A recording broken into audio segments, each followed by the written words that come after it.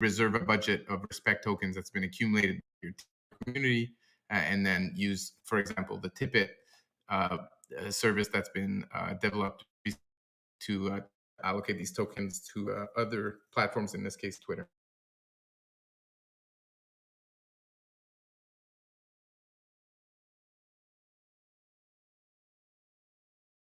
There's a lot of questions that we don't have answers to, but one of the things that kind of popped in my mind as like a comparison to what Fractally might be would be if you look at something like WordPress.com, and then there's also WordPress.org if you want to self-host the software. And instead of having just a publishing platform, or instead of using a service like MightyNetworks.com to create a community, which is of course trending because of the creator economy, which is maybe even larger than the Web3 trend. People want to create essentially, or they're trending toward, it seems like, what DAOs are. And to be able to do that with the simplicity of something at Fractally.com, if I can just go there and launch, or go through whatever process to be able to launch a DAO or join various kinds of DAOs, it seems like the convergence of the stuff that's actually trending or will be trending over the next couple of years, it seems like Fractally is kind of matching it pretty well. There's a good chance that it could anyway, it seems like to me.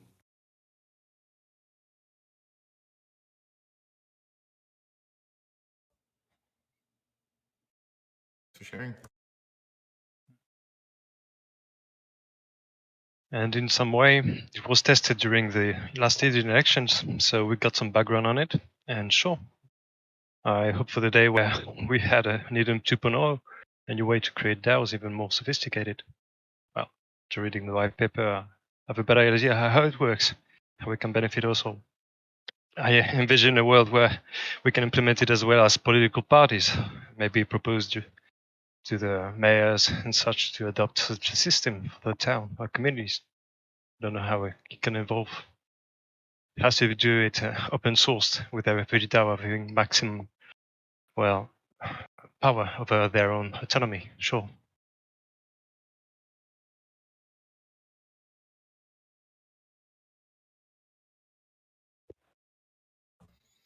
Does anyone want to share some concerns they have about Fractally?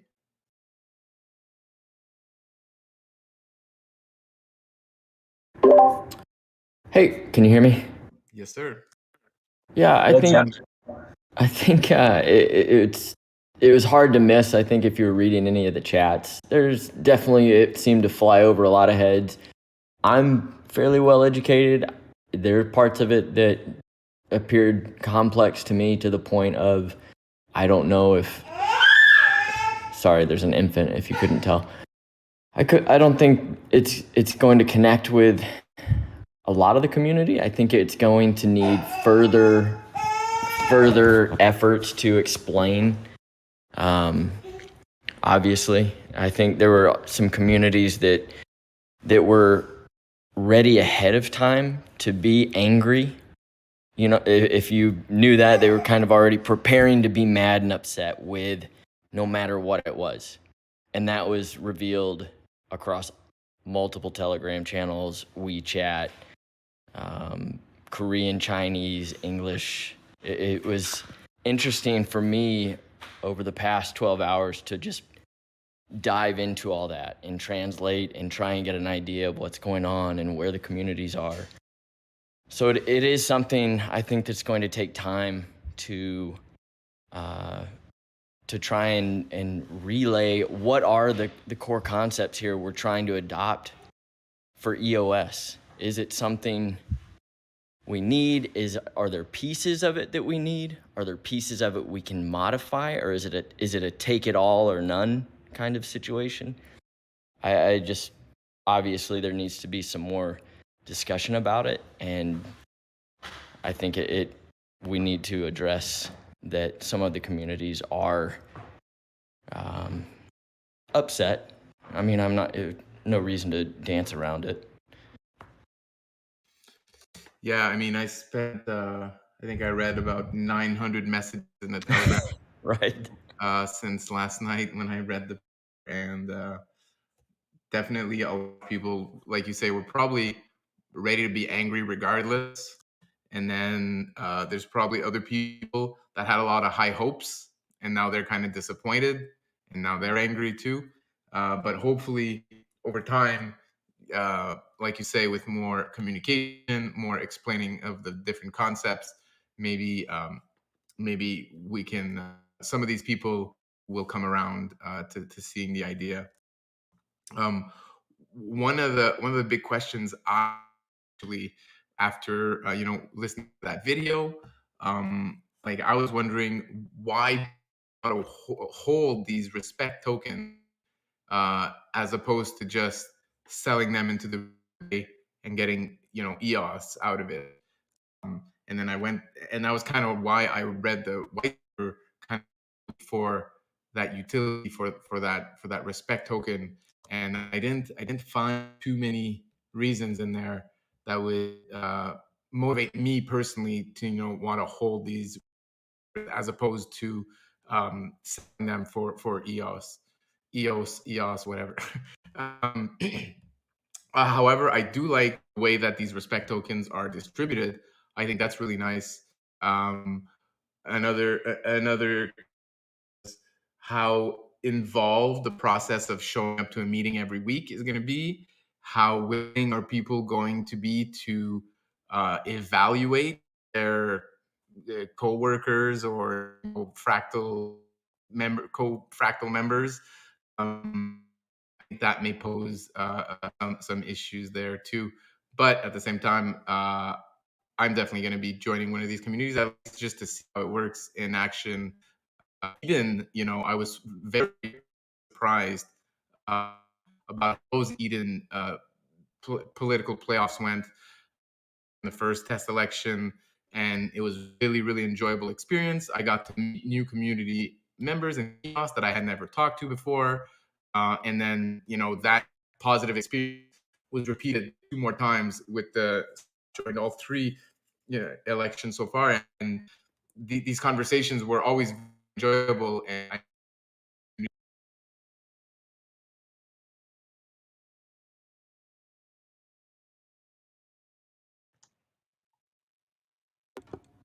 Last, yeah. I think we lost Steph. I got a question that I can't answer, but maybe someone on the call or even Eve, if you want to opine on this. But just considering the nature of this being delegated proof of stake, and essentially the whales are the ones who are going to have to, it's their opinions that matter most, I would think, in terms of actually implementing any sort of change. Is there any initial feedback from any whales? Does anyone, and Eve, if you want to jump in on this, that'd be great. But I'm curious what the whales think, if they have any initial thoughts.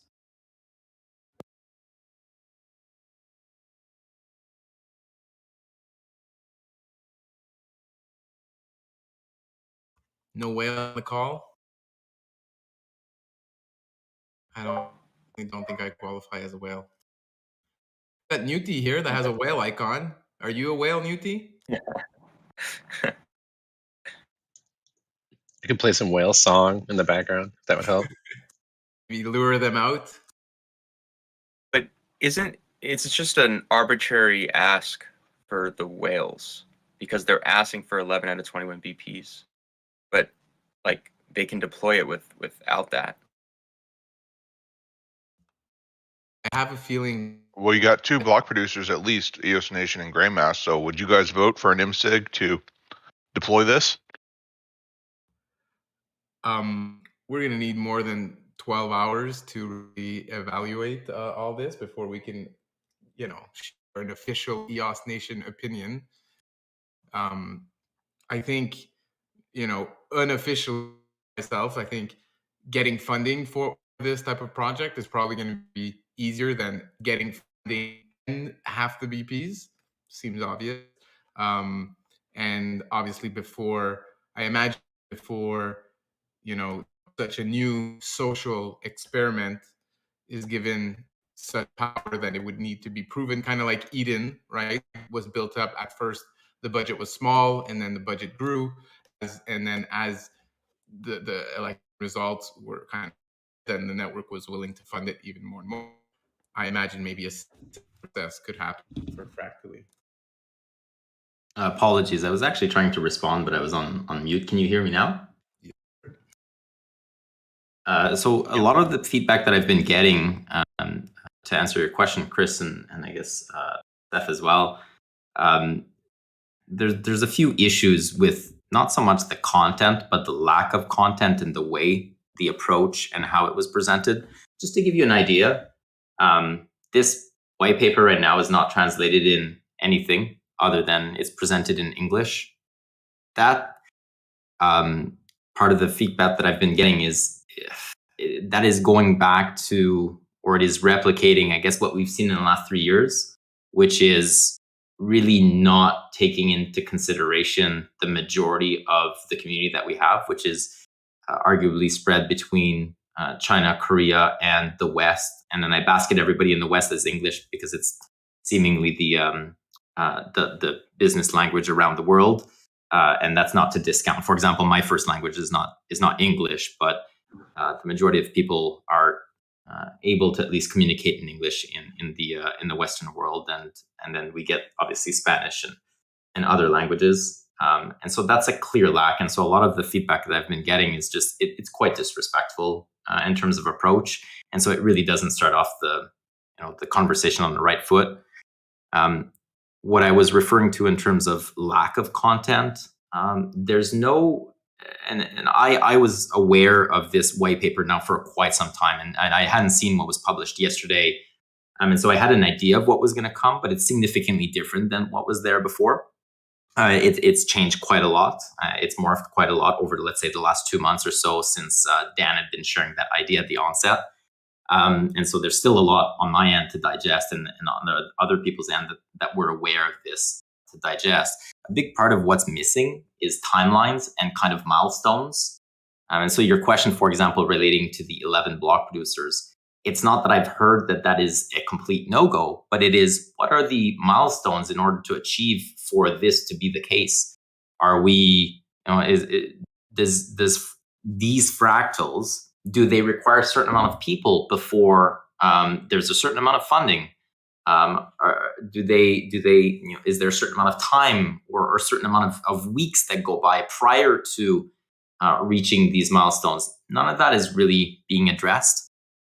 The idea was that Dana was going to be presenting in video format somewhat of a summary of the white paper, and some of the feedback that I've been getting is the summary video that was shared probably didn't do a really good job at summarizing the white paper, that it could have been done differently, that it didn't necessarily untangle some of the concepts. It kind of just left it still tangled and still somewhat opaque. And so I'm looking to see what's going to come out of this afterwards, and how Dan is going to explain it a little bit further down the line.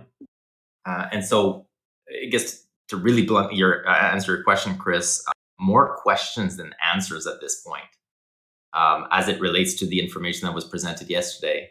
And like Steph mentioned earlier, these fireside chats are every Wednesday at the same time. This is known.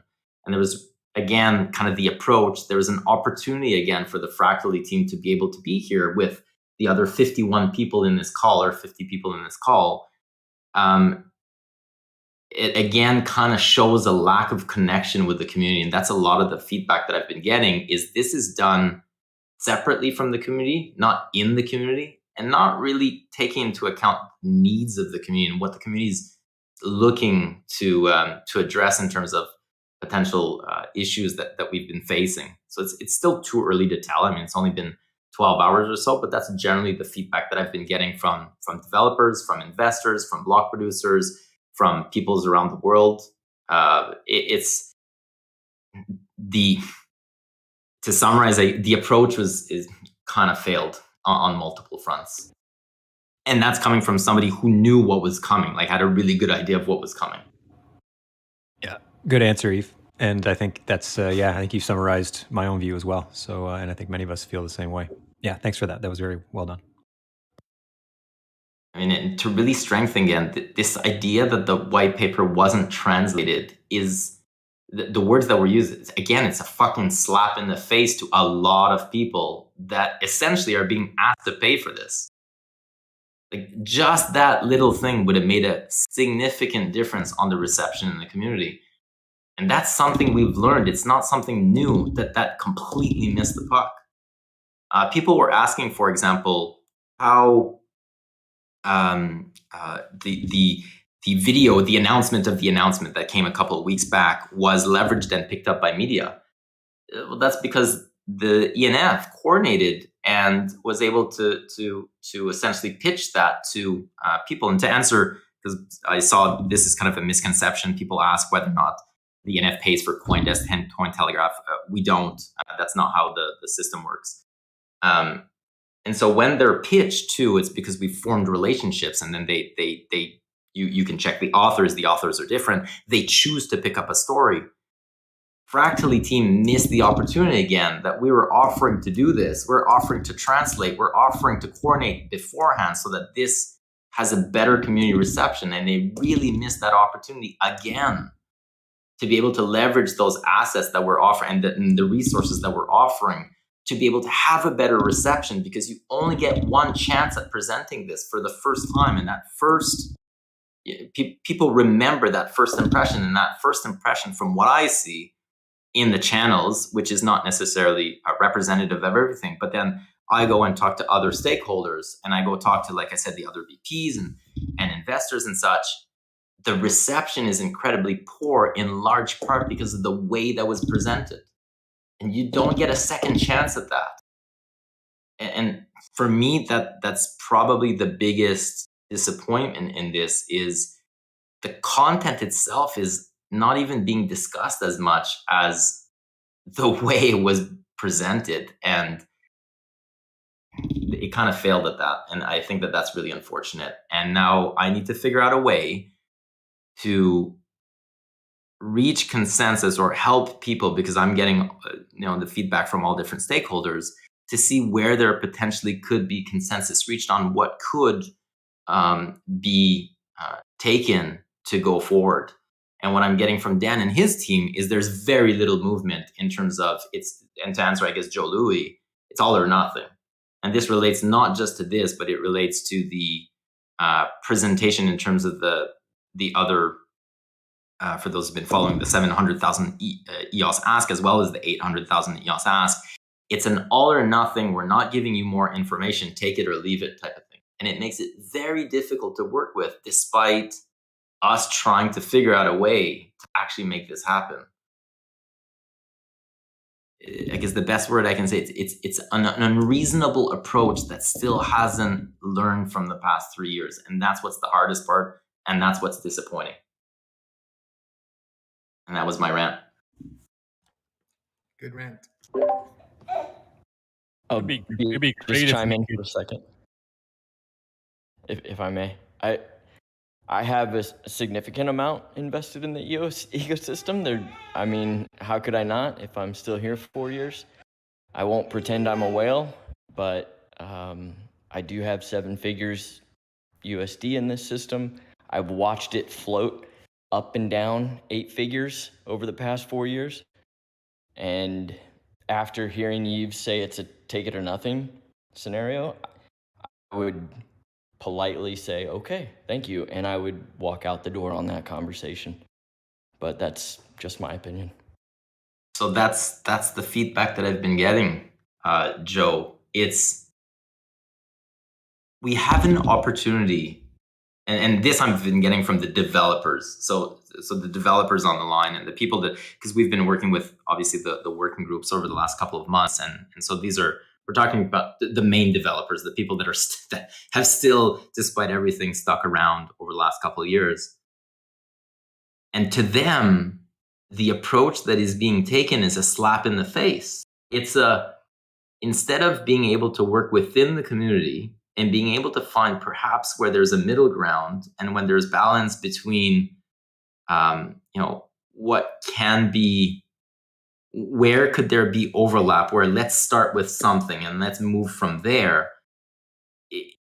There's still this disconnect present of not being able to work with others. And then the difficult decision that it's not that I'm taking, because I know, Chris, you've mentioned that in the channels, like, isn't the top 21? Of course. So the 21 communicate with me, and then I'm essentially communicating with you guys.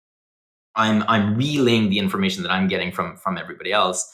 Ultimately, the 21 make the decision. But prior to making that decision, you've seen this over the last couple of years. The idea is, if you're going to be presenting MSIGs on chain and you're going to be moving forward with something, typically you want to get consensus prior to that. So very rarely would something go up on chain if there is no discussion prior to as to whether or not it could even perhaps reach consensus. That would not be very effective. And so there's always discussion that ensues beforehand.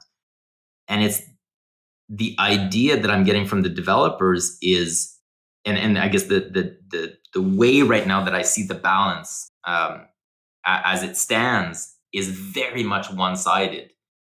If, for example, the ENF were to recommend that the block producers, let approve this ask of 1.5 million EOS, which many people want to see, that would be discounting 60 to 80 developers that have been working in the blue papers over the last 4 months as though they're nothing. And so as much as people want to see Dan being funded and Dan's ideas be leveraged and or empowered, the approach again is just, it's wrong. It really isn't respectful of everybody else. And that's the hardest part in this.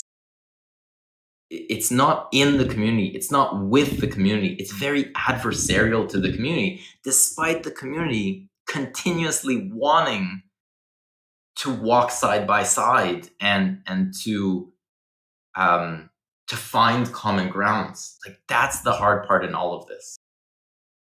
This idea that it's all or nothing, this idea of, for example, going back to the 700,000 EOS ask and Fractally as well, even just asking, because the proposal that I received on my end was for beta functions, beta features. And one of the first things that I asked, because I go to the ENF board, and Aaron being one of them, for example, is there anything in here that potentially, if we were to deploy, could it break anything else that's going on? And if the answer is, no, it wouldn't break anything, essentially everything's opt-in, the worst that could happen in a way is that it'd be wasted funds. Well, that reduces the risk a little bit.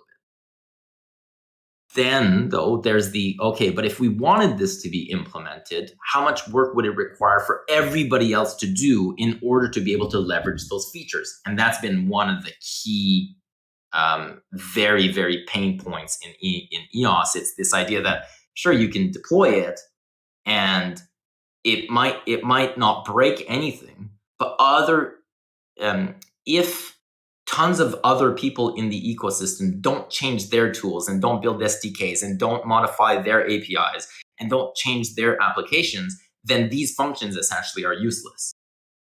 Now you're actually placing work on other people, which is fine as long as you integrate them and you have that discussion with them and you communicate with them so that they can see the benefit and that they understand why potentially they have to now take on new work. And that's clearly lacking. That's something that's still an issue very much. And then there's the third part of it as well, which is in this particular instance, let's say with the functions that are being requested, the 5 smart contracts in that 700,000 EOS ask, there's but where are you going to bring these functions towards? Right now, as they're being presented, they're beta functions. And Fractally, in a way as well, is very much a beta. And so then if I ask back, and this is where it becomes unreasonable, again, would there be a way for Dan and his team to explain what they mean by beta? And in terms of maintenance and ongoing support, could that be reflected in what's being asked of the community in return? And that's, again, an answer of, no, it's a take it or leave it. It's beta, and I'm not going to supply anything else other than that. But I want to do so, but I'm not going to put that in the contract. It makes it very difficult to reach a common ground. So that's kind of the reality of everything that's happening right now. It's not that these functions aren't needed. It's clearly nobody had been asking really for those functions. So that's an issue. But it's not that those functions will break anything. It's not that those functions are, worthless. It's the approach of how those functions are being presented, or how the information is being presented to the rest of the community, again, that is very much adversarial. And that's what I'm trying to change with the ENF. And Dan, because we have that possibility of having communication that we never had before with Block One, and that Dan arguably never had with his other communities as well. And that is a constant challenge. It's very difficult. And so 12 hours after a paper releases, it is much too early to figure out how will we be able to move towards together? What can we incorporate from this? And is there middle ground somewhere? And is there balance? Still very early, but that's the general sense that I'm getting so far. It's difficult. It's not easy. And this is what it is. We're talking about multiple stakeholders, each with their own viewpoints, each with their own skin in the game levels, let's say, each with their own capacities and skill sets, etc. And finding that balance right now, 12 hours later, is way too early. Way too early. This will require more time, definitely more time.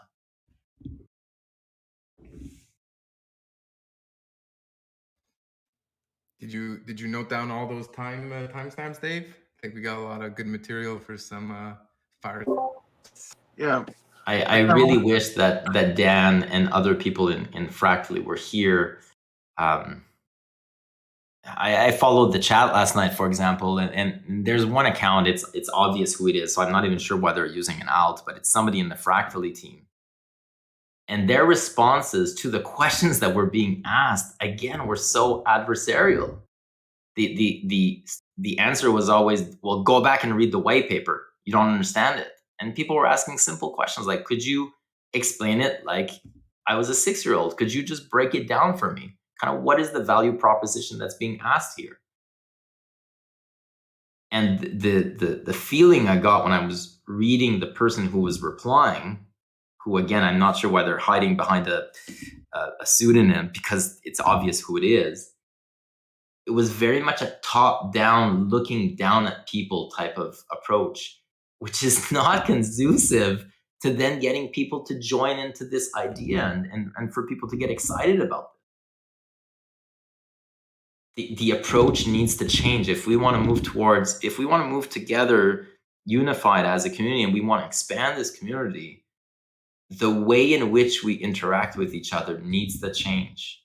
And that needs to start with the leadership. It needs to start with the people that have a voice and that have a venue and that have an audience. If they don't change, if I don't change the way that I participate in these discussions and or participate in the community, none of this is going anywhere.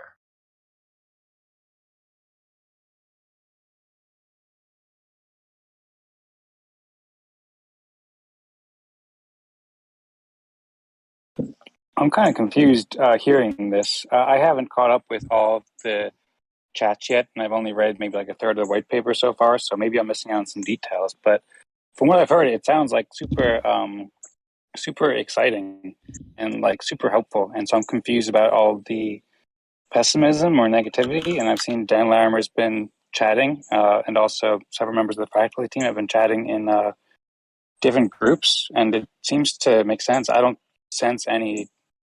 I don't sense that kind of adversarial contact. Maybe I just haven't read it yet. And I mean, I understand about some stakeholders not appreciating it because it hasn't been translated yet. But they're also a small team, and it's like difficult to communicate those things when it's not translated. So, and it's only been 24 hours. So, yeah, I don't really understand it. I feel like shouldn't people? You don't understand how a large section of the world feels left out? Well, I mean, that a paper that was presented and worked on for 3 months couldn't wait for another couple of days before it was presented, perhaps in multiple languages, after 3 years of being left in the shadows, where when something gets presented, it always gets presented in English first, and they always hear the information afterwards. Yet they're the ones who are being asked to fund these ideas in large part. The majority of the tokens are in Korean and China. They're not in English speakers' hands. That makes sense to some extent, but I mean, the team is English speaking, and they're innovating, they're pioneering, and like they're focused on writing things well in English first. So I don't I'm think that not we saying can. that they had to translate it. For example, the ENF has been offering to translate these papers for a while. We have a means to do this. There's no more excuse not to do this. So I don't see what the issue is. Why don't we just do it now? And I mean, they didn't do it on the release date, but we can do it within like a day or two, and then there's no issue. You think that translating 50 pages is going to take a day or two? Or a week or two, whatever. I mean, it just, I don't know how long it takes. They're a week behind. I mean, this is The blue papers took about 2 weeks to translate per blue paper, depending on the length of the complexity. I'm not saying that the content was bad. There was an opportunity, again, that was mixed in how the information was being presented. Information could have been presented in a different way that I believe would have impacted the way that it was received. And so what I'm seeing, because I knew this information beforehand, not all of the details, but I had a good idea of what this was. And the reception that this white paper has gotten, in my opinion, from reading the channels and getting the feedback, has been quite negative. It has not been that positive. I believe that if it was presented in a different manner, and if it was explained perhaps a little bit easier, and if then the response from the team afterwards would have been less adversarial, that the response from the community would have been significantly different than what I've seen over the last 12 hours. That's all I'm saying. It was, in a way, a missed opportunity to do things differently than what we've seen, for example, from Block 1 over the last 3 years. And language, just the language part, that's just one of the things that could have been different. Okay, well, sounds good, and thanks for explaining. And I agree that there's a missed opportunity, but I also feel like people in this chat, to some extent, have kind of like been pushing it too far and jumping too far. Like Yves, you mentioned, like it's like a slap in the face, and there's a couple other statements. Like I feel like, and I don't know because I haven't heard the whole story yet. I'm just to learn, but I feel like maybe it's a bit of an overreaction. That it was a missed opportunity, could be done better, but now we're still in a position where we have Fractally, which seems like it's going to be super helpful, and we missed an opportunity, but we can work together and say, okay, well, that didn't go as well as it could have, but now let's do it better. The job of reaching consensus on this just got incredibly harder because of the way it was presented. There was no need to make it harder than what it would have already have been, even if it was perhaps better presented. And that goes along not just the Fractally white paper, but the proposal for, just because there's no name for it, but let's call it the 700,000 EOS ask so that people have an idea of what I'm talking about. The way in which is presented becomes much harder to reach consensus because of the way it was presented and because of the reticence in compromising on perhaps how this could be presented and or how this could be undertaken. The idea that it's an all or nothing and that it has to start from the get-go makes it very difficult to reach consensus, where even if we did try to do things maybe perhaps more optimally or in a different way, it would still be hard, but now it's just much harder. To counter the current sentiment that I've seen in the last 12 hours is going to be difficult. I'm not saying not do it. Yes, let's continue working towards reaching that consensus so that members of the community can feel valued, so that Dan can feel valued, so that he can be part of the community, that the community wants him to be here, that the developers also see a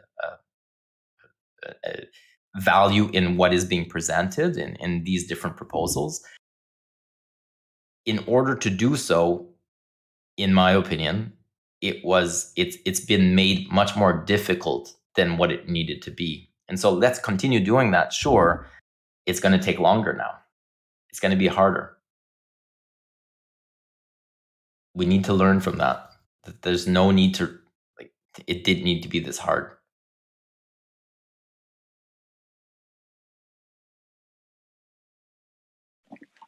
Thank you for explaining, Yves. Yeah, thanks for sharing your thoughts, Dogman.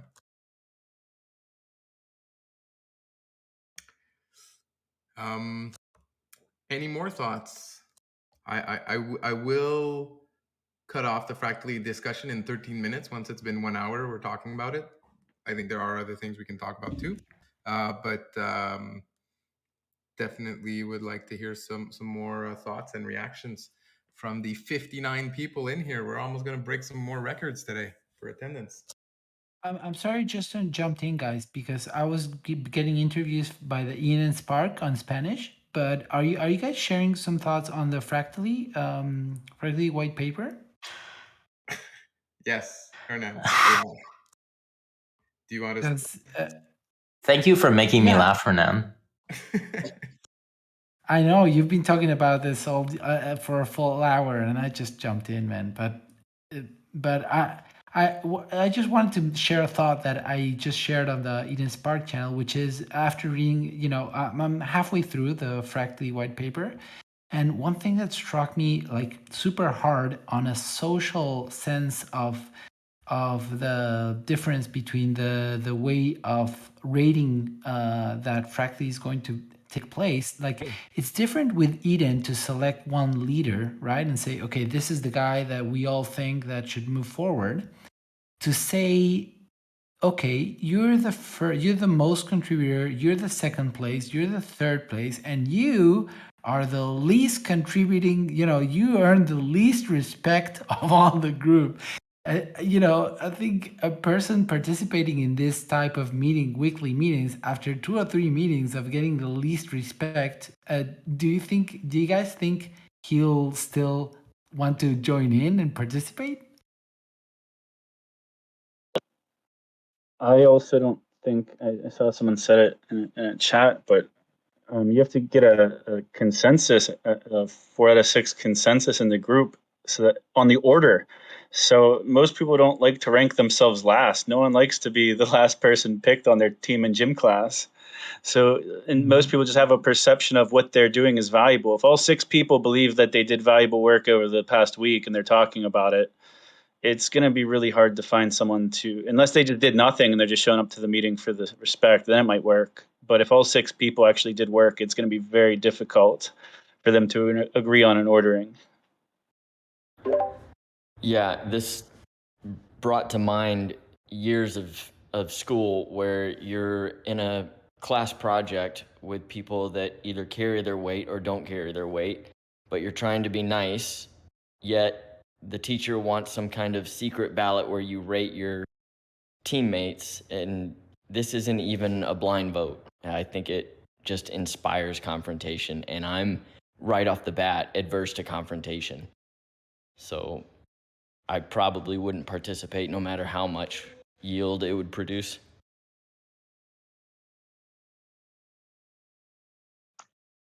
Quick question is, has anybody here been in one of these type through Eden? Just because I'm still trying to wrap my head around how that meeting would go. Because at the end of the day, it feels like you're having to be more of a sales you pitch and how well you pitch your petition to the group. But then there's 50 groups and only one person's gonna get promoted. That's a lot. That's a lot of folks that are going to get rejected in that first round. So I'm just curious if anybody has any thoughts about that.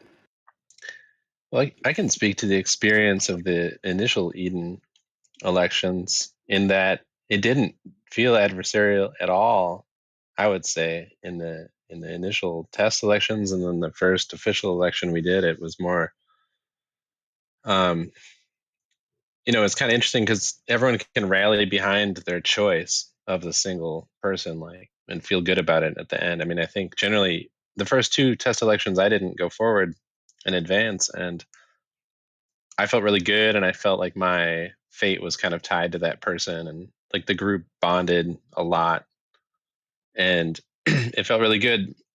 The ranking of 1 through 6 definitely changes that, and I think it kind of depends on the rapport of the group to begin with, because say if I played this game with a bunch of friends of mine that I already knew pretty well, and I got randomly put in a group of 6, and maybe I didn't do anything that week, I wouldn't really feel bad about getting like the last position and being the least compensated. I'd just be like, yeah, I don't really get around to do anything this week, so I'll take last spot, no big deal.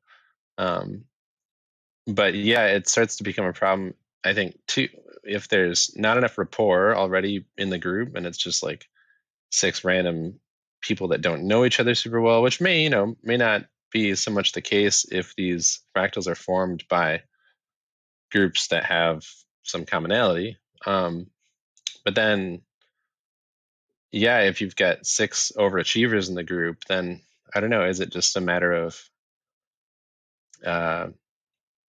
you just decide who's going to take the lumps that week? And yeah, I didn't do as much as you. Or I mean, I think if you change it in more a game of like appreciating who did a lot instead of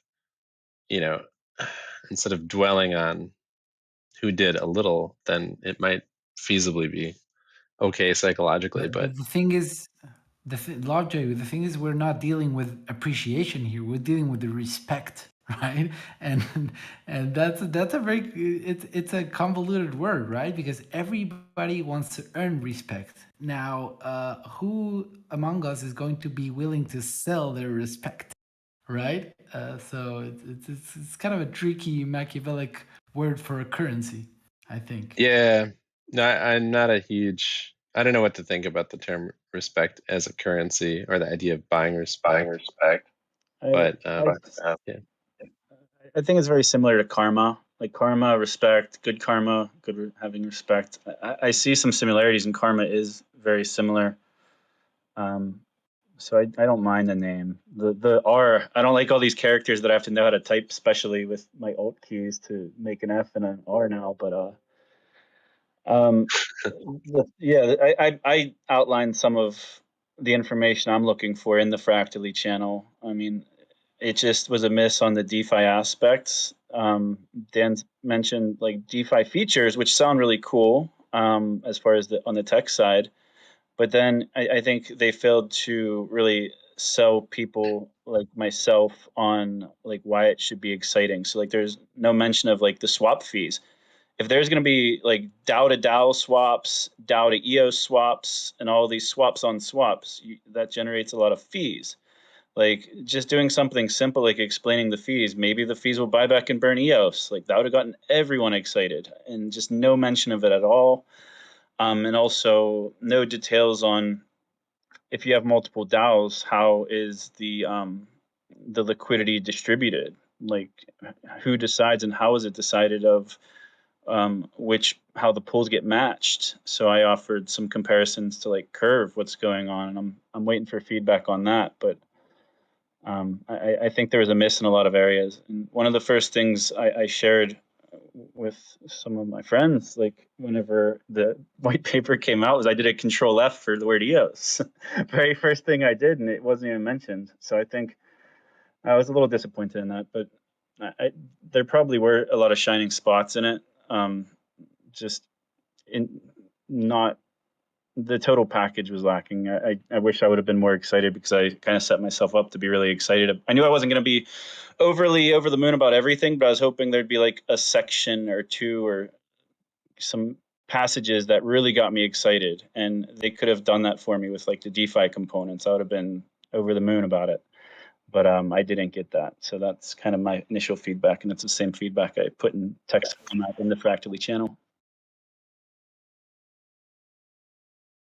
Yeah, something that kind of bothered me was like the lack of mentioning or prioritizing EOS, while also having these ultimatums like, we want to build Fractally on EOS if, blank and blank happens, and we're going to change all the system contracts and make all these updates, and there is no middle ground. It's just like,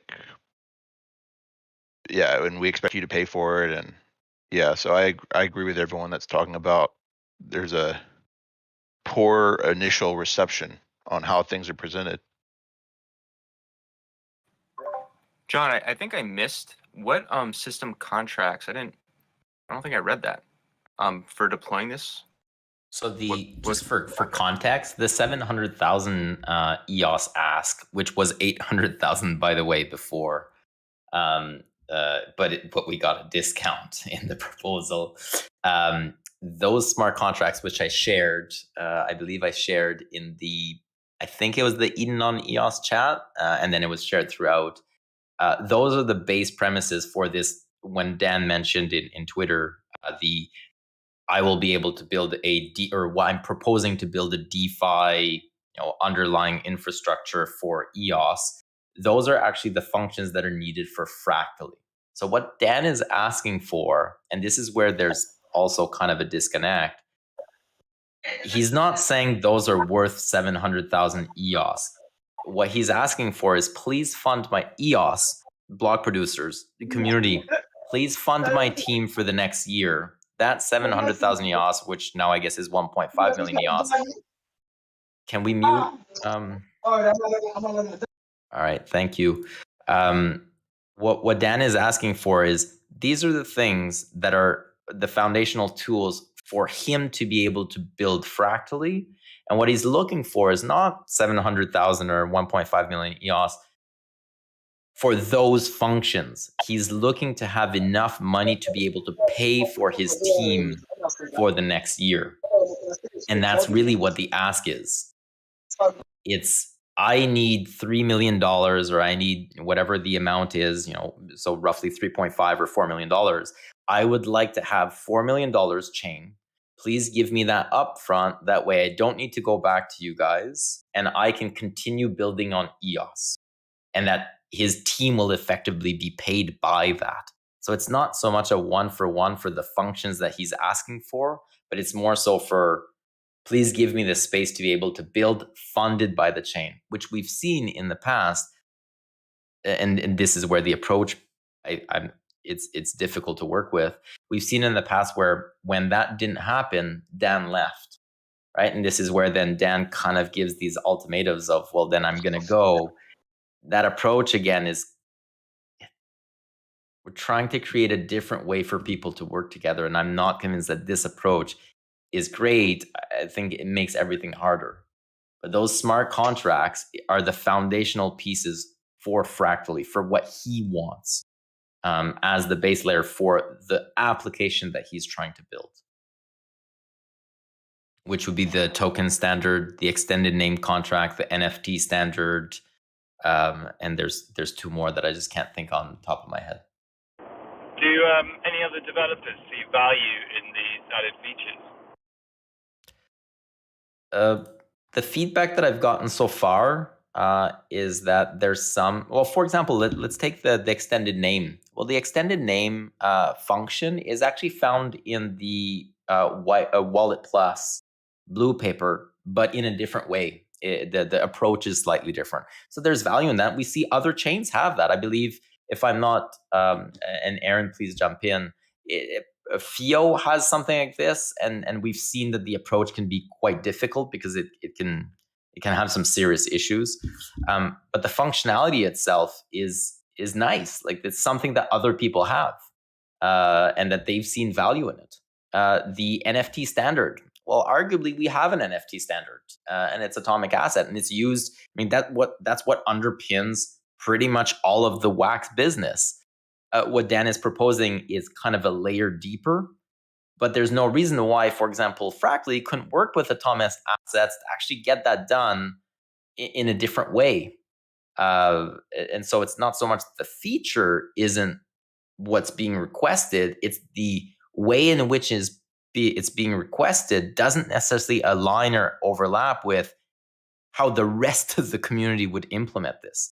So we saw that as well with the token contract, the standardized token contract. When Dan proposed that, I believe about a month and a half ago at this point, there was a lot of back and forth with the community with how that was being proposed. Dan made a subsequent second post, which kind of addressed part of the concerns that were being brought up. And then this is, in a way, kind of the third version, which is an opt-in smart contract level, doesn't really break compatibility with the other things that are currently in existence. But still, the approach, again, if it was done in tandem with the community, would probably be different. So it's not so much that these are not addressing concerns from developers. Some are. Some people question why they're like, why do we even need this? Nobody really wanted this, and from respectable developers too. So I'm not just talking about people who might not know what they're talking about. But a big part of it is, again, the way in which those could be coded would be different if they were built or architected in tandem with the developers, if that makes sense.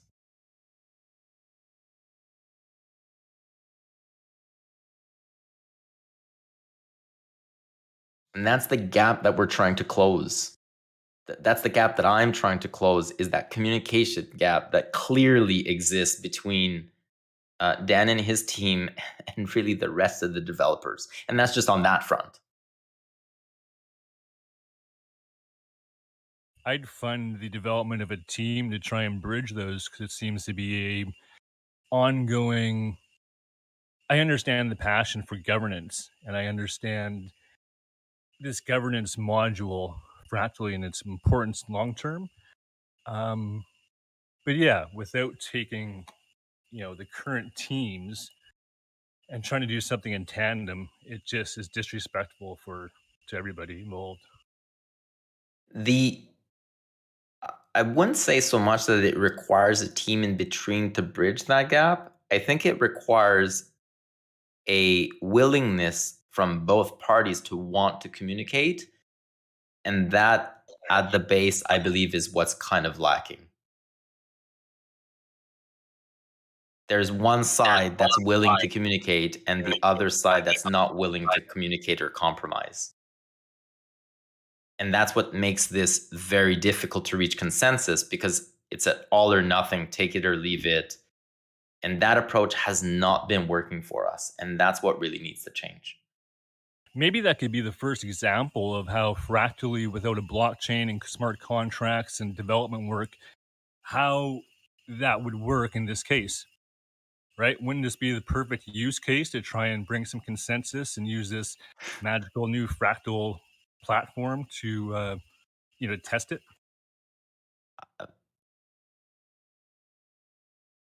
This doesn't need Fractally for people to be open to communicate, because we're talking about specific people.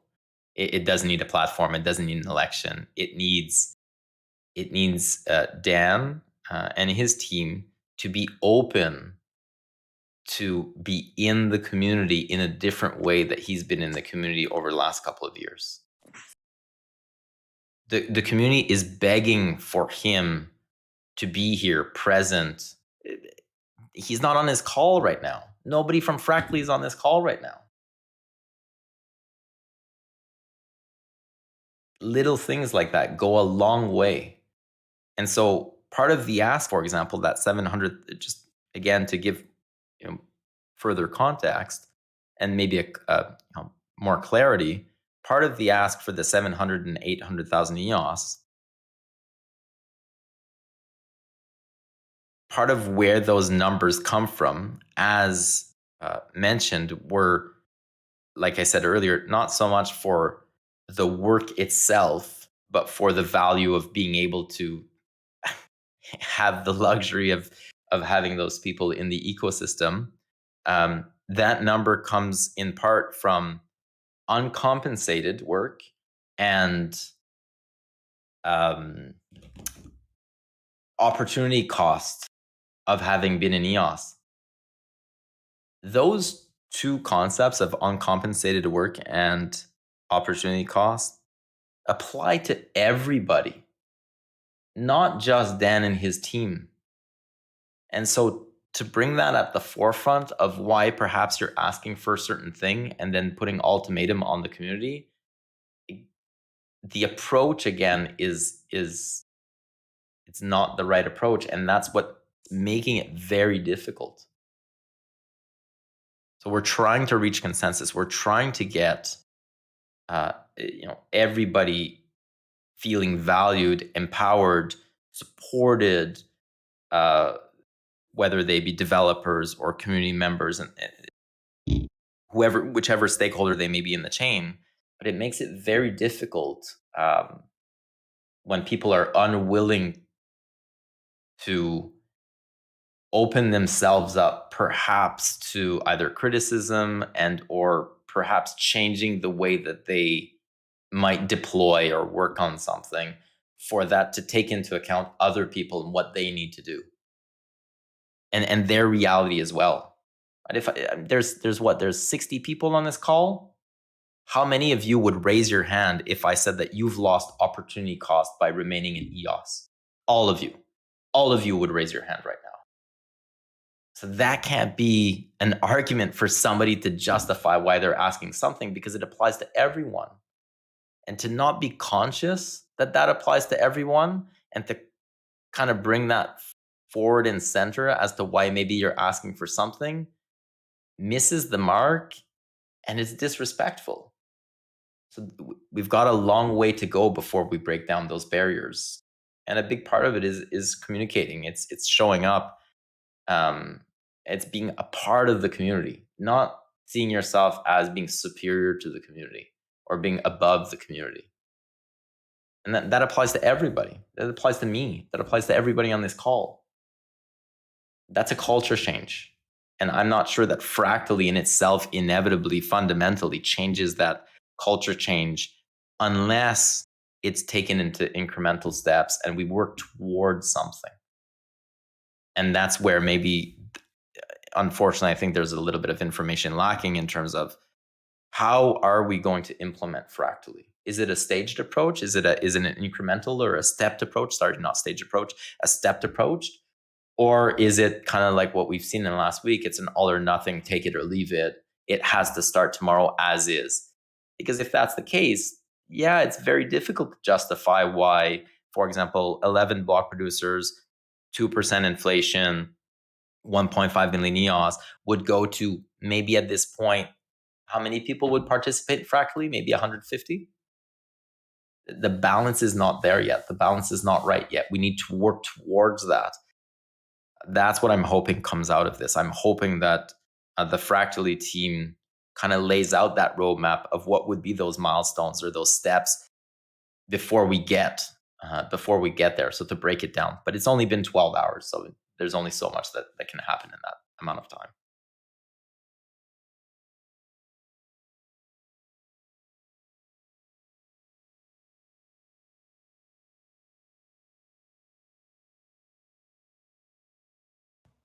That was a pretty long rant, Eve. None of the other work stops. So this is very, very important too. I've heard and I've seen a lot of people think that because we're, for example, having this discussion right now about Fractally, that everything else suddenly stops. No, the blue papers are still ongoing. The API Plus blue paper is going to be released either Friday or Saturday, depending on when we get back the translation. We're able to do the branding or insertion into the branding templates. Some of the work that's been undertaken, for example, for Mandel, I should be in a position to sign a contract with OCI later today to add API transaction lifecycles into the Mandel 3.1 release branch.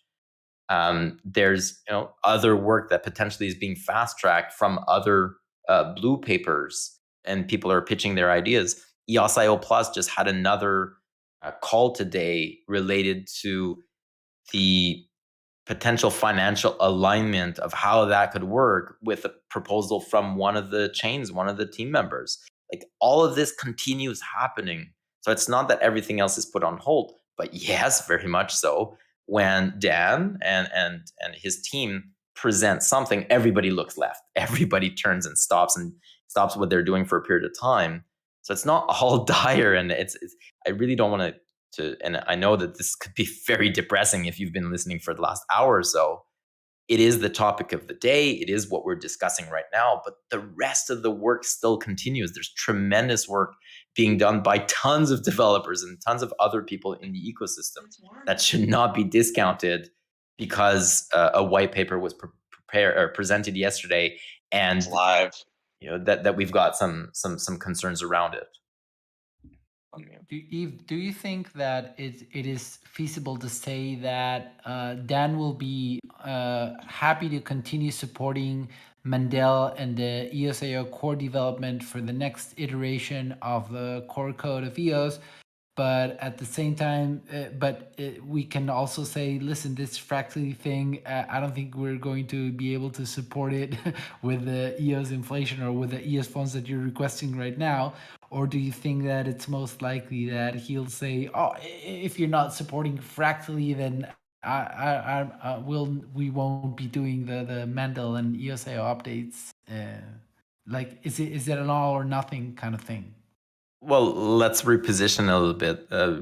So Mandel, the specific release of Mandel is very specific. So going forward, so that everybody's on the same page, for example, version 4.0, whatever, will probably not be called Mandel. So when we're talking about Mandel, we're talking about a very specific release that is currently already deployed in release candidate 1.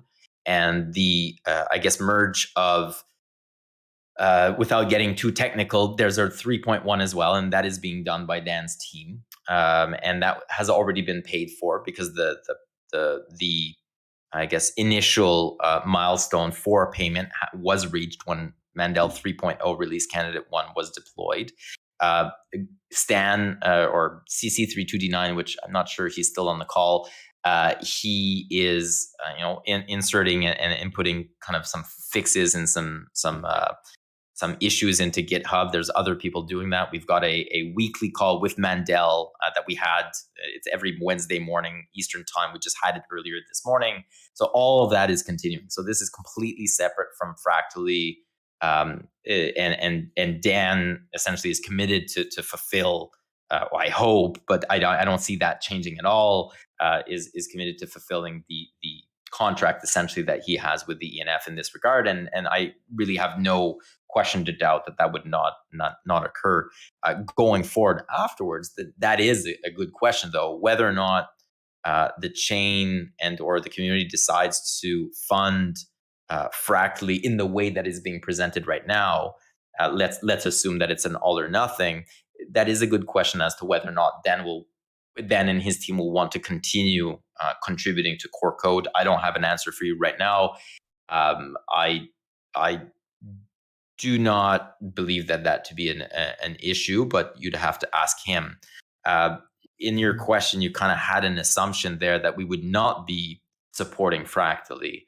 And one thing I want to reiterate is I would like to find a way to support Fractally. I would like to find a way to keep Dan within this community and for him to be fulfilled and for him to be empowered to keep on in his own way, adding value to the community. And I think that's where, for example, BitShares was unsuccessful at doing.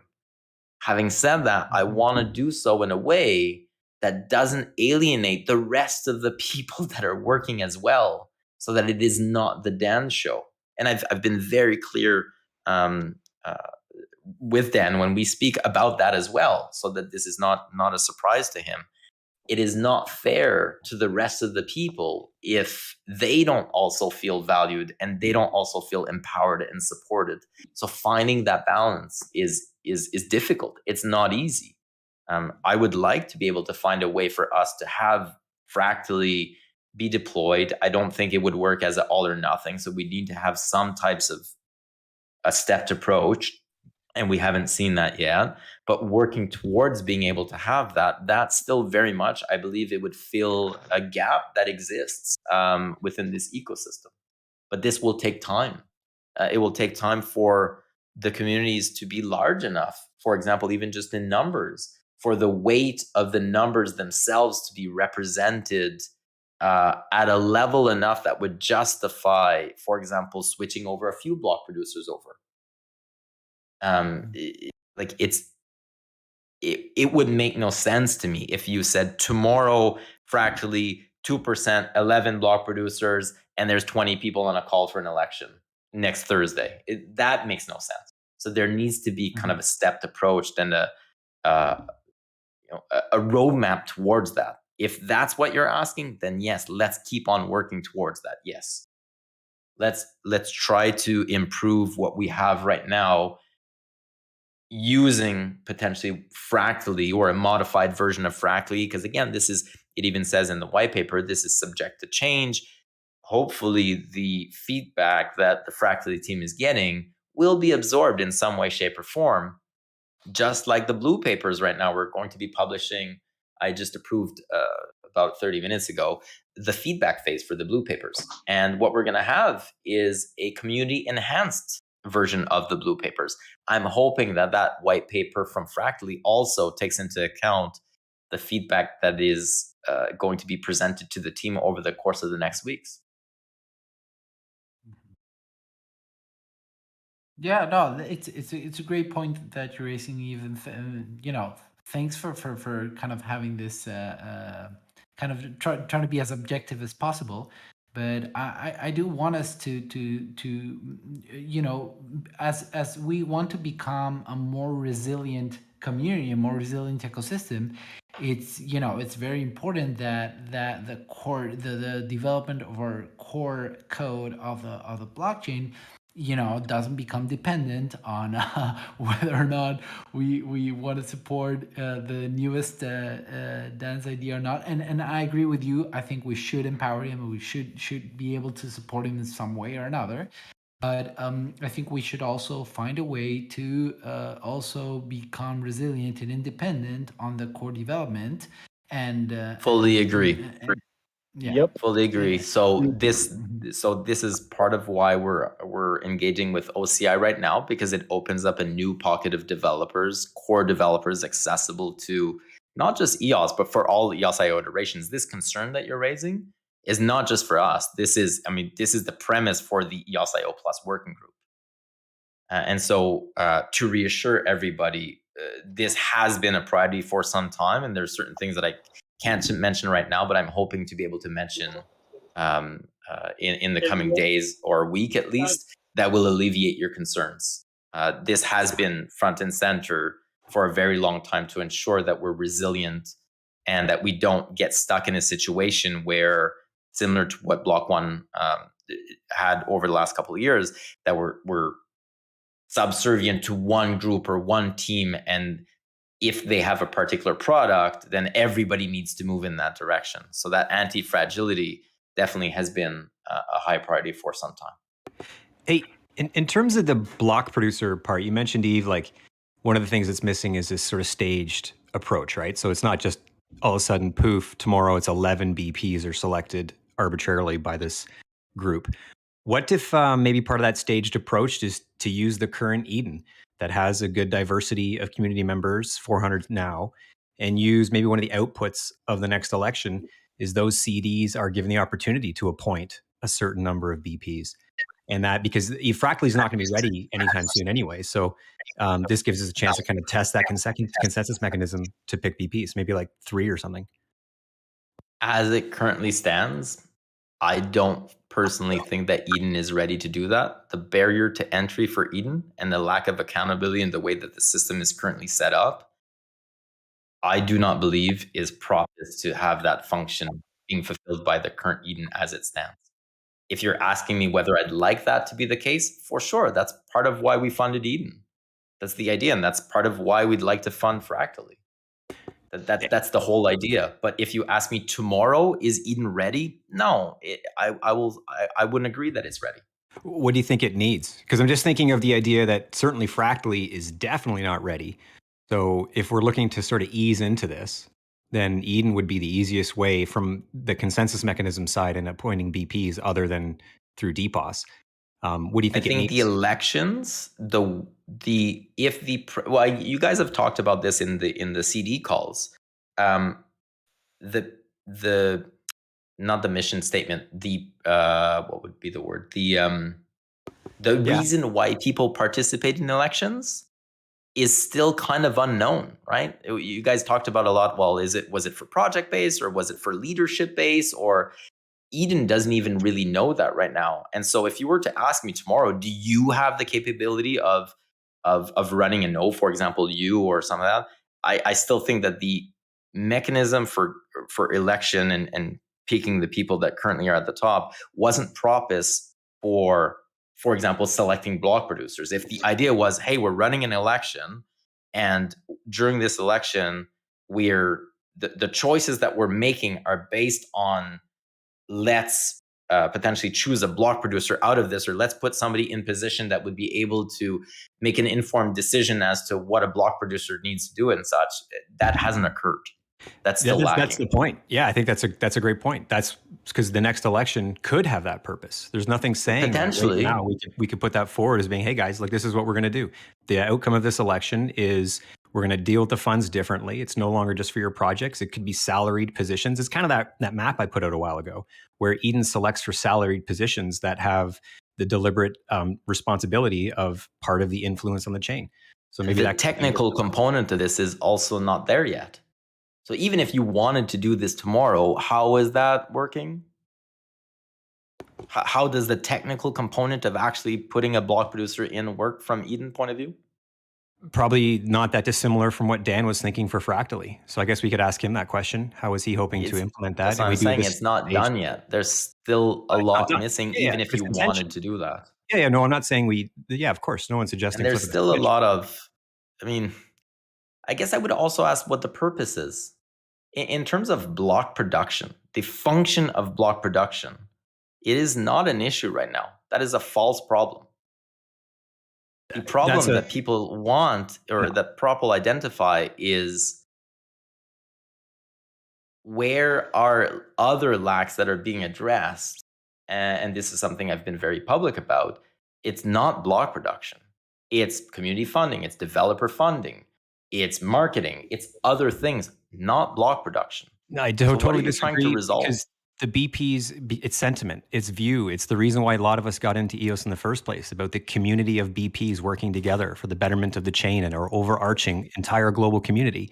So the BPs are the backbone of that. So yeah, they may not be a problem by the strictest definition that you're deciding what a problem is, but in terms of sentiment and improving the overall global reach and community aspect, BPs are key. So why not have a community-centric and appointed block producer? That helps sentiment. I'm agreeing with you at that front. Your question was, could Eden pick it tomorrow or in the next election? I'm saying I don't think you're there. No. Yeah, no, I didn't say tomorrow. I said the purpose of the next election could be that. And yeah, maybe it takes 6 months. And we still wouldn't have the technical component. So I don't think you're there, but I'm agreeing with you. And that's why I also refer to, I agree with the idea that there would be a proportion or a portion of the BP selected by a different mechanism. Yes, I support that. Let's figure out a way to do that. Sure. Is it in the current Eden process? Right now, as it stands, from what I've seen, the answer is no, if you're asking me for a yes or no. I mean, there's 2 projects that I've followed that have left EOS and gone to other chains. One, just recently, but the one that I was looking at the most recent was Yup, and they wrote a long blog post about why they're moving to Matic. In this article, they didn't even mention EOS. Well, because they'd been gone beforehand, right? You know that? No, so when we did the recognition grants, they refused the $100,000 recognition grant that we offered because they just got funded by Dapper Labs for $3.6 million. So they actually switched from EOS to Flow, from Flow to Matic. So what you just saw yesterday is not EOS to Matic. Here's the thing. I have the Yup extension installed, and I've been using it, on a day-to-day basis. And every time you use it, it's an EOS transaction. You can go and look it up on blocks. So they use EOS every day, probably more than, probably more than anyone in this call, right? Currently, but in their articles, they never talk about it. So it's like EOS is regulated to this back-end infrastructure that they are afraid or ashamed to talk about. And if you go and look at the block producers on Matic, the number 1 block producer on Matic is Binance. Okay, so block producers this visual of the block producers or whatever is not the problem, in my opinion. You do bring in an interesting, a very, very important point, John. The idea that people hide the fact that they're leveraging EOSIO. So this is front and center. If you listen to the EOSIO Plus working group calls, we've talked about this very frequently, and that's part of why we're going through a rebrand for the EOSIO Plus side of things, so that potentially we can rally around a new brand where we would say that we're excited to be building on. Apologies if Kirsten is listening, on fuck horse right now. That's kind of the joke. If you don't know the joke, please go listen to the calls. But yeah, having all the chains cognizant and happy and putting forward what they're building on. We don't have that right now. So there's clearly a branding issue, and we definitely recognize that. And so that sentiment of not wanting to even mention that you're building on this product. Another example, Zach and I on Monday, so about 48 hours ago, pretty much at 4:00 on Monday, we met with Upland, Dirk, the CEO of Upland. And Upland is not only the most, I guess, the application that uses the most, or that does the most amount of transactions on chain. I think it's about 50%. And correct me if the number's wrong, but give or take, it's quite a lot. It is in and by itself one of the largest metaverses in all of blockchain. Like it is massive. Their Upland is incredibly good, and even Dirk was saying he doesn't really like to mention that he's on EOSIO because of the backlash that he gets, and when he talks to investors, the kind of the dirty looks, etc. We're trying to change that. That is really a big problem. Can someone send Dave the timestamp for that fuck horse comment?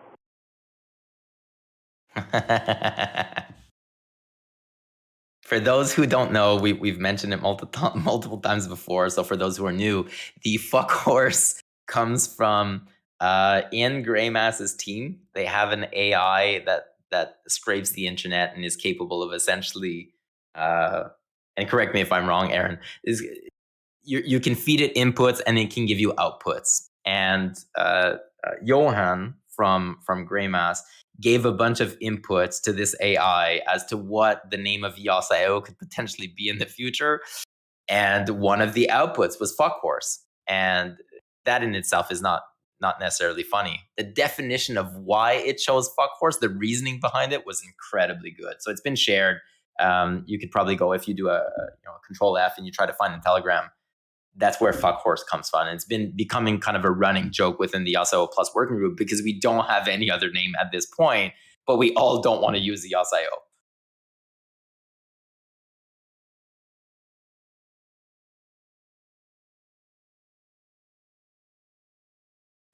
All right.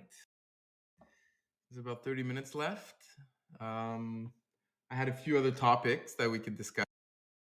I don't know if we're ready to move on to other topics or if there's other people that wanted to jump in on the current topics. On a lighter note, the raffle tickets for February are up. So those of you who have accumulated at least 5 pop tokens, you can choose to blend them into a raffle ticket. The UI for the blend is not up just yet, but you can also just go directly on Atomic Hub, transfer 5 pop tokens at once to the account blend.gems and include the memo Feb raffle. And then that will blend your 5 pop tokens into a raffle ticket. And then we'll be next week at this Fireside Chat, we'll be awarding some prizes. So there's 21 prizes of 5 EOS each that we'll be awarding, and then maybe some extra goodies and bonuses as well. You never know.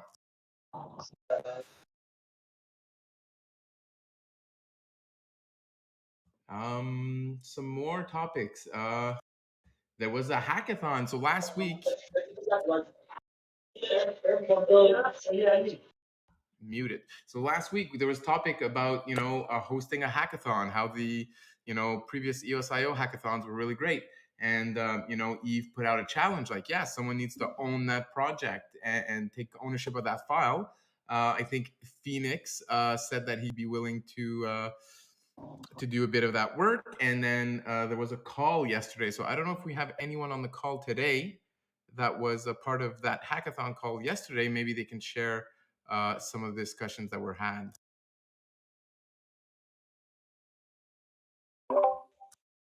Can you guys hear me okay? Yes. Hi, good afternoon. So yeah, we were able to put together a call and start more of a kickoff meeting, I think, for establishing a framework for running a hackathon. So it's by no means a final step there. It was more just understanding what some of the goals for the community are, and then some of the aspects of what we need to look into in terms of putting together more of options for proposals, different types of paths and delivery systems for the hackathons we could go in. So the meeting, discussed trade-offs between like physical and virtual hackathons. I think for now, the main consensus was we would be looking to organize initially a virtual hackathon and look to bring together the different EOSIO platforms to work together on this one. So it'd be more of an EOSIO general hackathon and looking to schedule the hackathons to align with some of the major milestones with Pomelo. So the idea would be we'd have teams that or community members that participate in this hackathon. The teams that obviously have the ideas that align the most with the community, they're voted the highest with the community, but also have an opportunity to go to Pomelo to potentially receive additional funding to propel further development for those projects. Because one of the things we've seen, I think, in the past with many of the Block 1 hackathons, for example, is lack of funding or lack of follow through, once the hackathon basically been concluded. So the idea here is the hackathon would be sort of a springboard, if you will, for ideas. And then we could potentially try to look at some other funding sources for the best teams to continue that journey. So what we're going to be doing probably over the next 1 to 2 weeks is, again, gathering some information further on, again, just the various aspects and options we have to run the hackathon, and also citing some of the costs that we would anticipate incurring, not only related to prize funding, but also administration and hosting platforms to help us run this. So if you guys have an interest in being a part of the discussions, we do have weekly meetings Tuesday at 12 noon Pacific Standard Time. And you can find in our channel, in the Discord channel within EOS, there's a hackathon planning sub-channel there. So if you guys have any questions on that, feel free to reach out to me. But I think that sort of provides a summary for yesterday's meeting. Fantastic. Thanks for sharing. And I love the Pomelo tie in there, and yeah, we should definitely we're the Pomelo team would definitely be looking to ways to help tie in and promote that.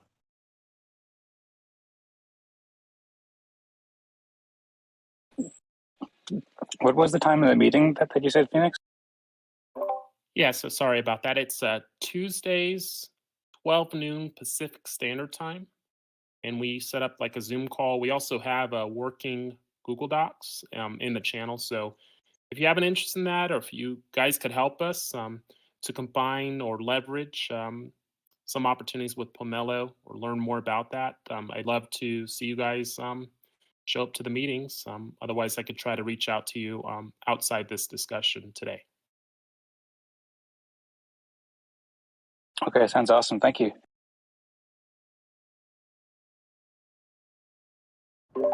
That's great. I like to hear something going on with the hackathon. I've been watching when I can, and I can't help but chuckle a little bit at the last Block 1 hackathon. I think one of the EOS Bet guys was in the chat yesterday, the main group for Telegram, and he mentioned that he made it to the featured round of projects,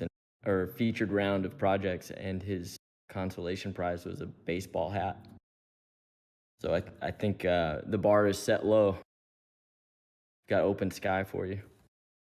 Yeah, and given the sentiment, I think one of the things at least I heard loud and clear, in at least the recent meeting we had as a team is, even though the bar is set fairly low based on that last hackathon, because of the sentiment and just the need for the community to, I think, capture the interest from developers. We will be looking to offer some options to the EOS Foundation and looking at maybe some more aggressive strategies to sort of garner the type of interest we all know is possible for platforms like EOS. Now, whether we do that or not, I mean, that's a different story, but we will try to present, more of like a higher end, maybe a middle tier, and then more of your lower standard tiers for these types of hackathons. And we can also present this as an update to this team as well. Hey, I think it would be great for we can talk after this call.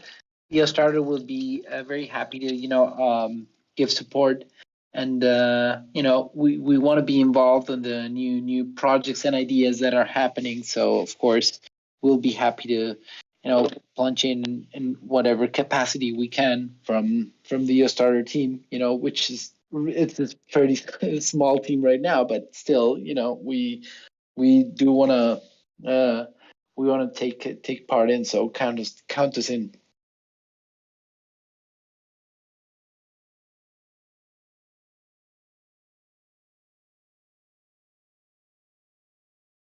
One thing that I wanted to follow up on before this call ends, and this was mentioned on a call before, either a week or two ago, was major exchanges, particularly exchanges who are block producers, listing EOS-based projects. I know that was something that the foundation said that they were going to work on, and we were going to work on as the community. So that's one thing that I wanted to ask and see if we've gotten any progress on.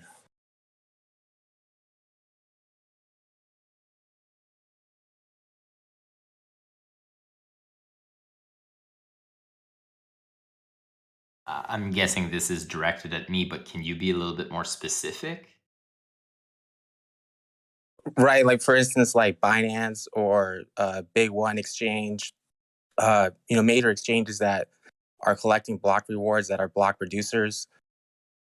A lot of them don't have EOS-based projects or a lot of EOS-based projects. So for myself with Challenge DAC and our community, for instance, if a Binance or a Big One Exchange or, some of these exchanges that are big, large, like Bitfinex, were to list, a project like ours, it would really help our community, and I think would help the EOS community as a whole, to have more exposure on the applications that are using EOS. Have you listened to the video that I did in terms of what the base requirements are in general? And yes, Fernand, you mentioned Shiba. So the day that one of the EOS projects does $400 million per day in trade volume, then we'll be able to compare apples to apples. But have you been able to listen to that video and get a sense of what is required? And have you tried applying, or have you gone through the base steps? Yes, we've done, some of the steps we've gone through. I mean, we haven't done a $500,000 legal opinion or anything like that, but I know that in those videos, a legal opinion should not be $500,000.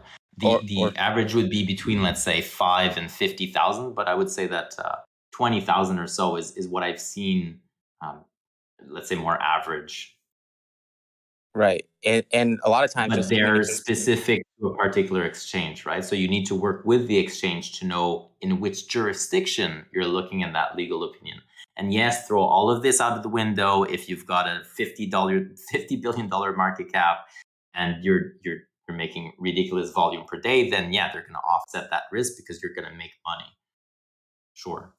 Right. But And have I you know gone that through the base component? we have, yeah, we've done different, at every exchange, the exchanges that we've communicate with, they've had different requirements and, but And for example, what is your 24-hour volume? It's getting quite personal now for your particular project, but I think it's important for people to understand that a large part of this is financial.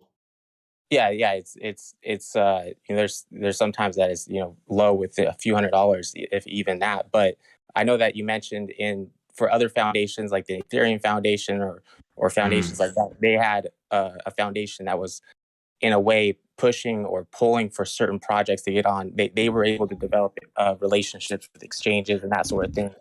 And we've been behind the ball a little bit since the EOS Foundation got set up a few years later. And I know that in those videos they were mentioned that there was going to be work done. They're able to amplify, or they're able to leverage their treasuries. So what I mean by leverage their treasuries is, for example, let's say a particular foundation started with 30% or 40% of all the token supply. They end up with a lot of tokens. And so disregard the monetary value of the tokens, just the amount of tokens themselves. Those tokens can be put towards liquidity provision for a particular project, right? So for example, your project, they would ask you to put a certain amount of your tokens, but you also need the other side of the token to be able to create liquidity. Because if your token itself has a particular value, but there's no liquidity depth and there's no trade. You just said that, for example, certain days you barely have a few $100s worth of volume. That means that there's no liquidity depth behind your token. You essentially, for a period of time, and this is where people have mentioned, some projects don't have market makers. For a period of time, you need the market makers in the back end to be able to support that liquidity, and that comes with a cost. At some point, the idea is you have enough organic volume that there's no longer a need for market makers, because the community itself and the amount of attraction to your product itself, your project itself, supports that liquidity. It supports the buy orders and the sell orders. What I'm hearing from your project right now is that there's very little traction in the back end, so it would make that extremely difficult. So then the idea is that the foundations in other ecosystems have enough tokens to be able to select some projects and essentially give them that financial boost. We are working towards being able to do that.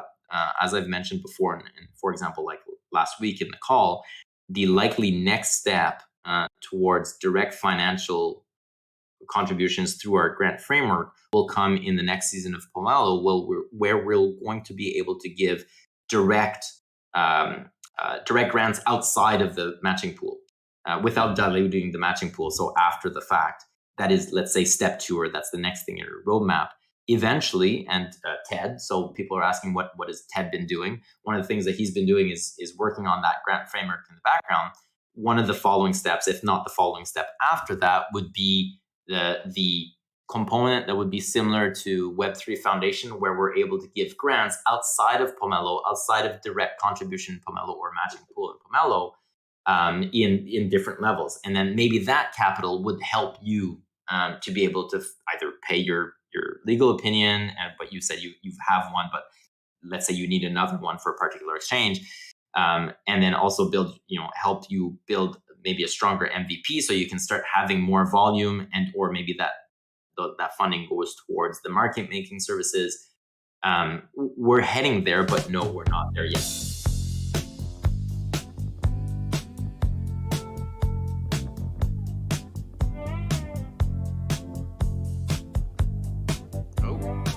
Hydra, the music man, has entered. Am I the only one that's hearing music, or? No, me too. I can hear it too. I hear it too. Where is this from? You guys still hear it? Yeah. It's a dance part. Not anymore. There was something wrong with my audio. It's Fleetwood Mac, that was man. my This is computer. I'm checking all my tabs, thinking. it's Fleetwood Mac. It's one of my it's one of the greatest albums of all time, in my opinion. Rumors from Fleetwood Mac, 1974, I think. Don't tease us like that, Jan. Giving us just the intro of the song and then cutting us off. Jeez. I thought someone was. You're doing it again. Yeah. So all that to say, we're heading there. We're not there yet, but yes, we'd like to be able to offer financial support, but in a framework that would be open and transparent for all, so that everybody would get a chance of being able to do this. But I really want to be clear as well that there's no way that we can just support every project and get every project the support they need to be listed. Like, the project does need to have a certain amount of traction, size, volume. It's not that simple. So if you're saying, for example, that your project right now has a few $100s of daily volume, you're still a very far away from being able to be listed on a major exchange. So can I jump in there, because it's a very heated topic, and I also brought it up. So first of all, thanks for hitting that my reply head on. But I think so. There are two parts of this, right? One is, I think the liquidity issue is kind of a chicken and egg, right? Because if a project is only accessible through Nudix or DeFi Box, and we are only the only ones that are getting access to the token, of course there's going to be low liquidity, and that is something that, you know, a big chicken like Binance or Huobi or OKX could help us, increase that liquidity. No, that's where you're wrong. Binance is not going to give you a bunch of free money behind there. They don't do that for other projects either. That's not how it works. If you're trading a few $100s per day, even if you're Shiba or something, because you used Shiba as an example, any exchange is not going to give you $10 million to give liquidity behind your project. You have to have a strong business case. You need to showcase that you have a roadmap to make money for yourself and for your project. And then you need to have organic growth and organic volume. It's not as simple as just saying Binance is going to give or put $10 million behind your project of liquidity. It doesn't work that way. It has nothing to do with whether or not they're BPs. There's a cost to them. And the amount of money that you're talking about in terms of BPs is completely set. Right now, the average block producer, after let's say giving back after the block production rewards are taken, it's about 95% dilution, which is it's about in line with all the other chains, the commission rate. So it's between 5 and 10% or so. So block production on EOS right now, and actually if you take Binance as an example, Binance pays way more than they make from block production. It's not even close. And so this idea that they're making a lot of money and they could instead list your project, it doesn't work that way. It's not even close from a numbers point of view. So you're right, though. How do we get more money into EOS? That's a larger problem, or that's a larger concern. That's a larger issue to address that has nothing to do with listing tokens. Yeah, we haven't had a project that has attracted enough capital, enough momentum in the greater ecosystem to warrant a listing in top tier exchanges. And you can laugh at Shiba, or you can laugh at Dogecoin all you want. They have massive communities, regardless of the underlying nothing. They've got massive communities. It's not apples to apples. You're talking about, for example, Shiba Inu has more daily volume than EOS. It is higher ranked in market cap than EOS.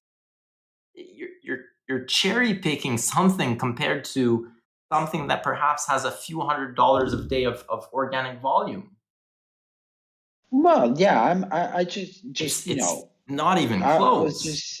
I was just picked on Shiba because you mentioned all the kind of the hard research that the exchange does. The day that Elon Musk, tags EOS starter, you won't have that problem anymore, and you'll be listed on every exchange you want. In here we say inshallah, which is like amen, from your mouth to God's will. We're so far away from that, Hernan. But that's the thing. We need to work together into breaking that kind of cycle and that chicken and egg situation, because Yes. unless we have projects that achieve good traction, market cap, and good liquidity, and that people that are building that they know that are building on EOS know that they have a chance, and we get the connections to get those listings on KuCoin and Binance and Huobi, then it's chicken and egg. That no one's going to want to build on EOS if they know that their expectation of a market cap is 1/100th of of a token that doing the same will have if they just build it on Polygon or on Solana. Correct. Yes. And what you see in other ecosystems is very much the success stories for it. So a good example would be NFTs. When you look at NFTs that are successful in Ethereum, you pinpoint to a few. What you don't see is the other 1,000 projects that aren't that successful that are building on Ethereum. So they definitely have more capital, and the ones that are successful definitely benefit from a way larger pool of accessible funds. Sure, but the competition is also much greater. Now, the underlying problem of EOS itself, you're right. We are trying to address this, and we have to address this as a community.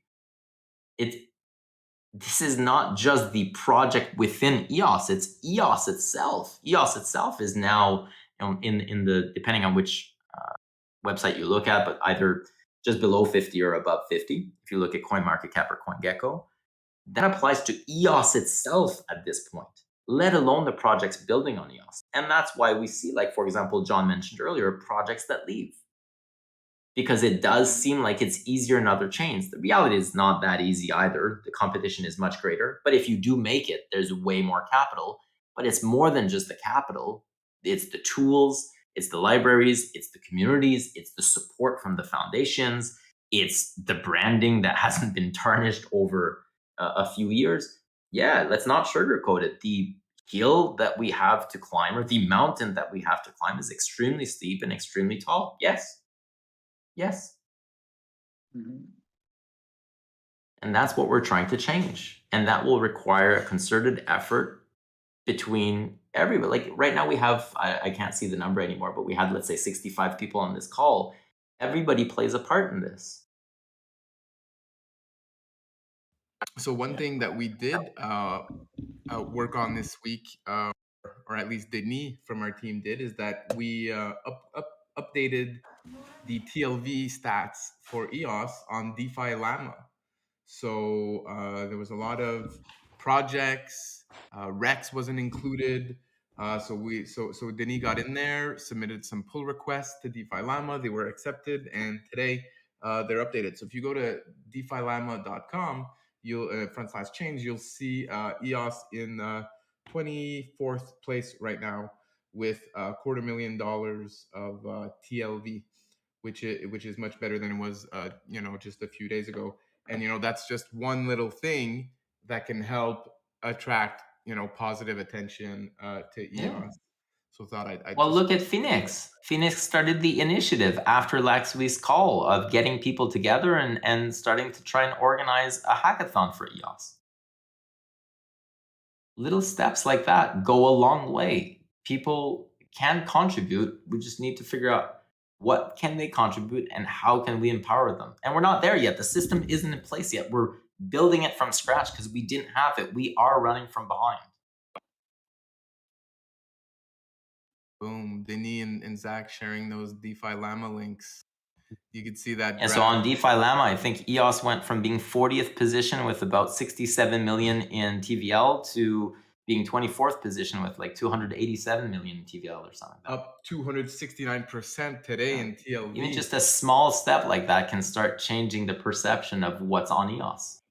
Tiny thing like that. We spoke mostly kind of neutral or negative on Fractally today. Let's talk about some of the good stuff. So the issue, centralized exchanges are nice and a nice goal for a project, but it's really about liquidity, and that is one thing that Fractally is trying to solve. Is they're trying to create a path where a new DAO or a new project can can form amongst a group of people, and that token would have liquidity provided to it using like their fractal governance. Like that's solving an actual problem.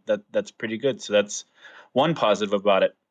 Going back to DeFi Llama, if and when Fractally is a product, if it is doing everything as it's outlined now, with the fractal tokens being minted by inflation and then being matched with EOS and a liquidity pool, that's just going to drive up the TVL numbers, because from a 2% inflation, you're actually inflating like 6% of supply, because there's a higher inflation rate on the fractal tokens, because some of the tokens are going into the liquidity pool, some of the tokens are going to the people working in the DAO, and then I think some of the, I forget where the other direction that they go for content creation on the Steemit aspect of it. So there's a lot of new tokens being minted and a lot of new tokens going into a protocol-owned liquidity pool. So that's another thing that'll be cool, is if and when this comes to fruition, it's going to drive up TVL on chain significantly.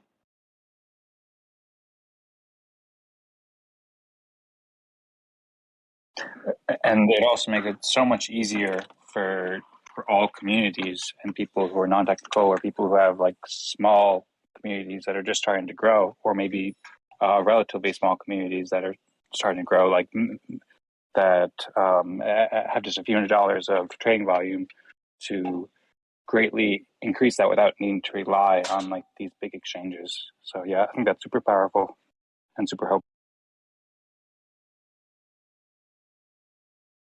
But so what's going to be the basis for this liquidity? Is every community or every fractal is going to be spin up? It needs like a pool of EOS or another base currency to do that liquidity, or is this respect going to be the main kind of liquidity bridge for all fractals, or So what gives value is the EOS, right? So the proposal would be 2% inflation. And so that's what's giving value on one side of the pairing. And the other side is your community's respect token. So that if your community is successful and is able to create value, it can attract more respect tokens in your particular pool than others. And so you get a larger share of that 2% going into your particular pool. And so then you start having arbitrage between different DAOs, where these different DAOs perhaps might be seen as more valuable than the other. And so when people were asking earlier, why would you sell or buy respect tokens? Because you might want to arbitrage a particular DAO that you think is undervalued, and that's going to be coming up in the ranks. And you might want to actually either stake to that particular liquidity pool. So you would stake EOS into that particular liquidity pool, and or you would buy or sell some of that respect token. But yes, EOS from inflation is what inevitably gives liquidity backing and or value to that particular DAO. Oh, okay. So that would be something great to mention in the white paper. Yeah. Well, it was mentioned, but yes, like Zach said, I think it could have been mentioned maybe in a one-pager, much clearer how this the financial or the incentivization system works. That was kind of lost, I think, in the way that it was being presented, or that it is being presented currently. There was also, during the video and during the white paper, a picture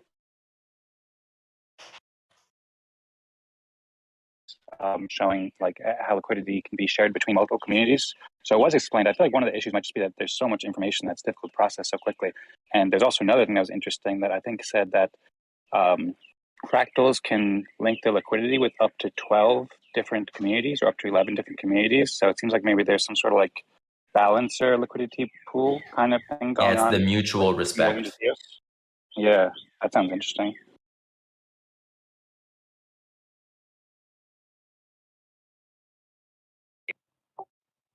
Hopefully we'll get more information over the coming weeks, because there's been a lot of questions from everyone on this channel, questions from people in the Telegram chat. So we'll see.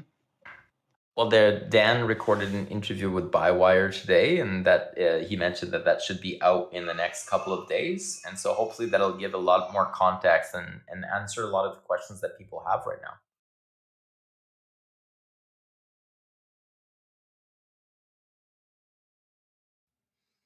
Great. So we're just about getting up to 2 hours.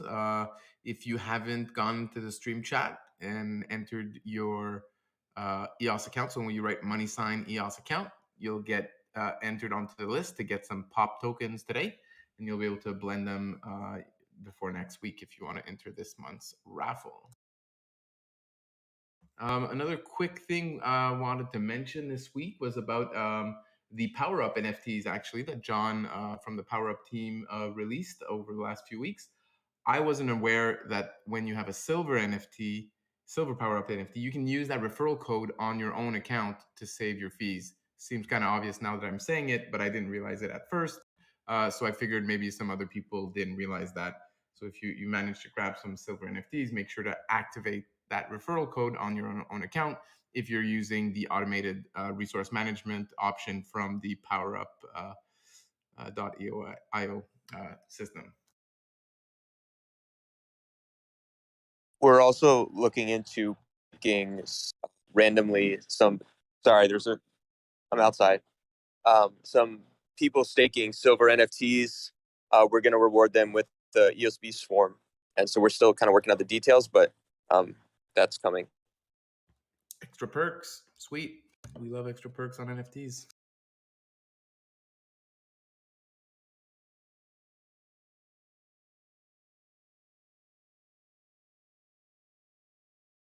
All right, looks like Dario was able to blend the first raffle ticket for February. These are not transferable, but yeah, still fun to get some little mints. Get in there.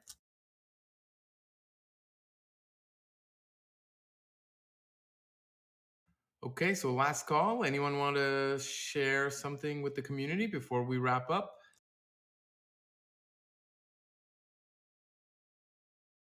Thanks for joining, everyone. We broke our all-time high record. I don't know how high we got, but it was like 64, 65 maybe. So that's great. We'd love to see it. Hopefully you guys join in next week again. Fireside chat, same time, same day.